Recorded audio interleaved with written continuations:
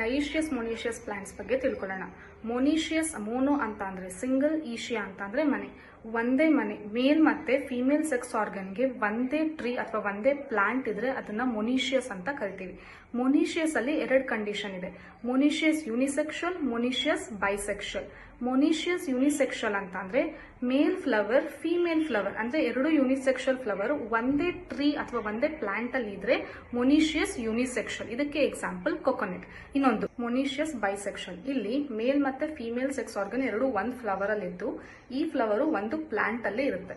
ಇದಕ್ಕೆ example hibiscus, ರೋ. Dioecious plant, di ಅಂದ್ರೆ ಎರಡು, ಈಶಿಯಾ ಅಂದ್ರೆ ಮನೆ, ಮೇಲ್ ಮತ್ತೆ female sex organ separate plant ಅಲ್ಲಿ ಇದೆ ಅಂತ ಅರ್ಥ. ಅಂದ್ರೆ ಮೇಲ್ ಫ್ಲವರ್ ಒಂದ್ ಪ್ಲಾಂಟ್, ಫಿಮೇಲ್ ಫ್ಲವರ್ ಇನ್ನೊಂದು ಪ್ಲಾಂಟ್ ಅಲ್ಲಿ ಇರುತ್ತೆ. ಎಕ್ಸಾಂಪಲ್ ಡೇಟ್ ಪಾಮ್ ಮತ್ತೆ ಪಪ್ಪಾಯ. ಸೊ ನಿಮ್ಗೆ ಇವಾಗ ಯೂನಿಸೆಕ್ಷುವಲ್, ಬೈಸೆಕ್ಷುವಲ್, ಡೈಷಿಯಸ್, ಮೊನೀಷಿಯಸ್ ಈ ನಾಲ್ಕಕ್ಕೂ ಡಿಫ್ರೆನ್ಸ್ ಏನು ಅಂತ ಗೊತ್ತಾಗಿದೆ ಅಂತ ಅನ್ಕೊಂತೀನಿ.